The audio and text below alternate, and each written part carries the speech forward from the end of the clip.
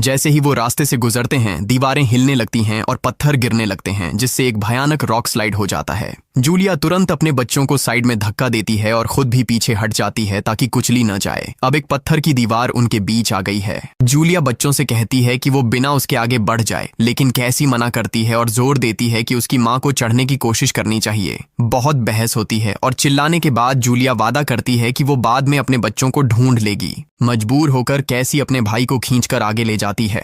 बच्चे चट्टानी रास्ता चढ़कर सबमरीन की तरफ भागते हैं, लेकिन वहां पहुंचकर देखते हैं कि नाव बाहर खून में लथपथ पड़ा है। वो समझाता है कि उसके लिए सब खत्म हो गया है और अब बच्चे सबमरीन ले सकते हैं। ये सोचकर कि एक एक्स्ट्रा जगह होगी, कैसी वापस अपनी माँ को ढूंढने भागती है। तभी जूलिया केकड़ों को आता देखती है और वो फायरिंग शुरू कर देती है। कुछ केकड़ों को वो मार देती है, लेकिन झुंड बहुत बड़ा होता है और सबसे लड़ना मुश्किल हो जाता है। उसी वक्त कैसी दीवार के ऊपर दिखाई देती है और हाथ आगे बढ़ाती है तो जूलिया अपने घायल पैर के बावजूद तेजी से चढ़ना शुरू करती है। कैसी की मदद से वो दूसरी तरफ पहुंच जाती है और दोनों साथ में सबमरीन की तरफ भागते हैं। बेन पहले से ही ऊपर खड़ा होता है और फायर खोल देता है ताकि केकड़े डिस्टर्ब रहें जब तक फैमिली ऊपर चढ़ जाए। केकड़े नाव के शरीर तक पहुंचते ही तुरंत उसे खाने लग जाते हैं। जूलिया गन उठाती है और फायरिंग जारी रखती है जब तक बच्चे अंदर चले जाएं। जब वो सुरक्षित हो जाते हैं, जूलिया समझती है कि गोलियां खत्म हो गई हैं, तो वो गन केकड़ों पर फेंक देती है और अपने बच्चों के साथ अंदर चली जाती है। फैमिली हैच को अच्छे से लॉक करती है और खिड़की से केकड़ों को सबमरीन के चारों तरफ देखती है। इसी वक्त समुद्र वापस आ जाता है तो तीनों तुरंत अपनी सीटों पर बैठकर बेल्ट पहन लेते हैं और एक दूसरे का हाथ पकड़ लेते हैं।